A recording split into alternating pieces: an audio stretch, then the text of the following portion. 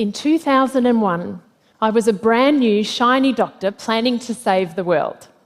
My first job was working for 3 months on a lung cancer unit. Nearly all of my patients were smokers or ex-smokers, and most of them had started smoking when they were children or in their early teens. And despite living in a beautiful, wealthy country with access to the most sophisticated medicines, nearly every single one of my patients died. Everyone knows tobacco is bad, but when you see the impact firsthand day by day, it leaves a very deep impression. 10 years later, I'm a radiation oncologist, fully aware of the suffering caused by tobacco. I'm sitting at the hospital cafeteria having my first ever meeting with a representative from my superannuation fund. It was thrilling, I'm sure you can imagine. He tells me I'm in the default option. And I said, "Oh, option, does that mean there are other options?" He looked at me, rolled his eyes and said, "Well, there is this one greenie option for people who have a problem with investing in mining, alcohol or tobacco." I said, "Did you just say tobacco?" He said, "Yes." I said, "So are you telling me I'm currently investing in tobacco?" And he said, "Oh yes, everyone is." When you invest in a company, you own part of that company. You want that company to grow and succeed and thrive. You want that company to attract new customers. You want that company to sell more of its products. And when it comes to tobacco, I couldn't think of anything that I wanted less. Now, I know you can only see one person standing here on this big red dot on this enormous stage, but instead, I would like you to imagine that you're looking at 7 million people crammed up here beside me today. 7 million people across the world have died as a result of tobacco in the past year alone. Just imagine if a brand new industry were launched today, and by the end of next June, that industry's products had killed 7 million people. Would any of us invest in that new deadly industry? Tobacco is one of the most pressing global issues of our time, and most of us are far more complicit in the problem than we may realise. So the super fund representative explained to me that tobacco companies would be found in the international shares portion of my portfolio. So I asked him, well, which international shares do I have? He got back to me 2 weeks later with this list. My number 1 holding in international shares was British American Tobacco. Number 2, Imperial Tobacco. Number 4, Philip Morris. And number 5, the Swedish Match Company. 4 of the top 5 companies were tobacco companies, my investments and oncologist. And then I realised it wasn't just me, it was all members of my super fund. And then I realised it wasn't just my super fund, it was all of them. And then I realised it wasn't just superannuation funds, it was banks, insurers and fund managers. And then I realised it wasn't just Australia. It was the entire global finance sector, completely tangled up with the tobacco industry, the industry that makes products that kill 7 million people every year.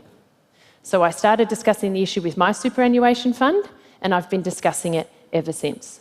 Finance leaders have many challenging issues to deal with these days, so I suggest they adopt a framework that clearly articulates why it is reasonable to take a strong position on tobacco.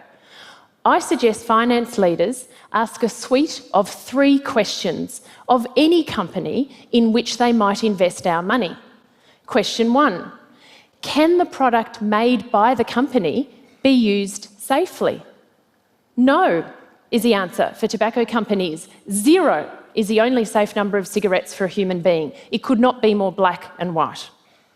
Question 2, is the problem caused by the company so significant on a global level that it is subject to a UN treaty or convention? Yes is the answer for tobacco. Indeed, there is a UN tobacco treaty that has been ratified by 180 countries. The treaty was created because of the catastrophic global impact of tobacco. The current forecast is that the world is on track for 1 billion tobacco-related deaths this century. 1 billion deaths. There's only 7 billion of us. Question 3 relates to the concept of engagement. Many financial organisations genuinely want to be good corporate citizens. They want to use their shareholder power to sit down with companies, engage with them, and encourage them to do better things. So the question is, can engagement with the company be an effective lever for change? No, is the answer for tobacco companies. Engagement with the tobacco industry is futile. The only acceptable outcome would be if tobacco companies ceased their primary business. In fact, engagement with the tobacco industry has never led to less human death. When we consider that framework, 3 simple questions, we can see that it is reasonable and defensible to take a strong position and exclude investment in the tobacco industry. In addition to the UN Tobacco Treaty, there is in fact another global treaty that demands that we act on tobacco. In 2015, the UN adopted the Sustainable Development Goals. Now, we're talking about tobacco, and I know you're going to jump straight to number 3, good health and well-being. And indeed, ramping up tobacco control regulation is essential if we are going to achieve that goal. However, look a bit more deeply, and you will find that 13 of the 17 goals cannot be achieved unless there is a major shake-up of the tobacco industry. Personally, my favourite goal is number 17, partnerships for the goals. At present, we have the entire global health sector doing everything it can to help the tidal wave of patients suffering as a result of tobacco. But that said, in the past year alone, 7 million people have died, so clearly that is not enough. We also have governments aligned on tobacco, 180 of them, busily trying to implement the provisions of the UN Tobacco Treaty. But that too is not enough. If the global finance sector continues to lend money to tobacco companies, to invest in tobacco companies, and to strive to profit from tobacco companies, we are working against each other. Now, if we are going to disrupt what doctors call the global tobacco epidemic, we need every sector of society to stand side by side and be part of the solution. So I call on finance leaders to implement a framework to deal with sensitive issues, and I call on them to uphold global conventions. But in addition, there are business risks, pure financial risks associated with being invested in the tobacco industry over the long term, and I ask finance leaders to consider them. The first risk is that fewer and fewer people will smoke as a result of increasing tobacco regulation. When these warnings were put on cigarette packets in Canada, the first response of smokers was to give them right back to the salespeople and say, "Could you please just give me the ones that say they'll kill me?" Regulation gets noticed. Regulation reduces consumption, and we have 180 countries committed to more regulation. Let's talk about litigation and the risk that presents. At present, it's the business model of the tobacco industry that is being challenged. Currently, the tobacco industry externalises all of the health costs associated with tobacco. Governments pay, communities pay, you pay, I pay. The tobacco industry externalises all those costs worth an estimated $1 trillion per year. Yet they internalise and privatise the profits. In 2015, in Quebec province, the courts determined that the tobacco industry was indeed responsible for those health costs and ordered them to pay $15 billion. That case is under appeal, but it begs the question, why should any of us in any country be paying for the costs of the tobacco industry? Let's move on to supply chain and the risk there. It is not well known, but the tobacco industry significantly relies on child labour. In March this year, the International Labour Organization issued a report which stated, in tobacco-growing communities, child labour is rampant. The US Department of Labour currently lists 16 countries that use children to produce tobacco leaf. Scrutiny of supply chains is intensifying, and that cannot continue to escape public attention. Finally, there is also reputation risk to consider for individuals and organisations that continue to maintain an affiliation with the tobacco industry. In countless surveys, the tobacco industry ranks as the world's least reputable industry. Let's just look at the impact on children. Globally, every single day, it is estimated that 100,000 children start smoking. That's enough children to fit inside the Melbourne cricket ground. And most of those children are from the poorest communities on earth. Here in Australia, the average age that people start smoking is 16 years and 2 months. They look pretty young to me, but the worst thing here is that while we don't have data from every country on earth, we believe that is the oldest age. Everywhere else is younger. Now for the good news. Things are changing. The finance sector is coming to the party.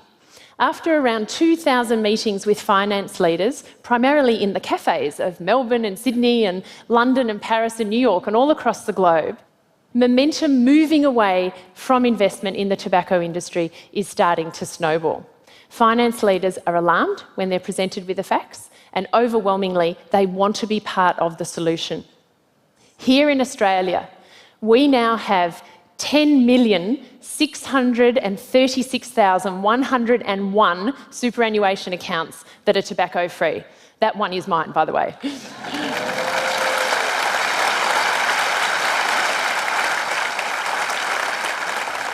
There is still a lot of work to be done, but I've watched the conversation go from should we go tobacco-free to why haven't we done it yet?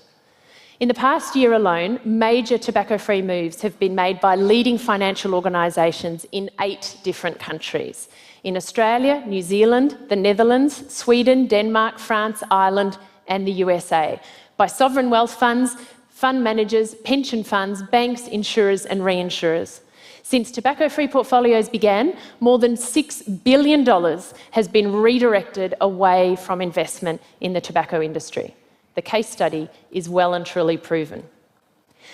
When making the tobacco-free announcement in March this year, the CEO of AMP Capital said, "We are not prepared to deliver investment returns at any cost to society."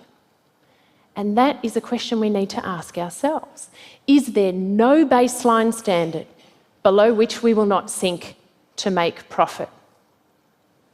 Along the way, I've had a lot of help and incredible support. Now, if you're trying to do something, I highly recommend that you have a princess on your team.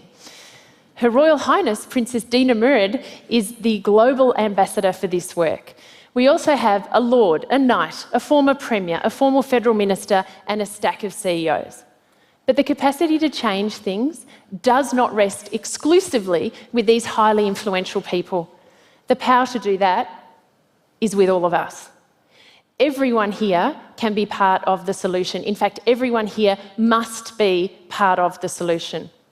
Most people in this room own companies via their superannuation funds, their banks, and their insurers. And it is time for us to ask them, are they investing our money in companies that make products that kill 7 million people every year? It's your money. It's my money. It's our money. And that is a very reasonable question. Pretty cramped up here with 7 million people beside me today. But if we don't act now and act together, we'll need to make way for 1 billion people before the end of this century. And this is a very big stage, but there is no more room. Thank you.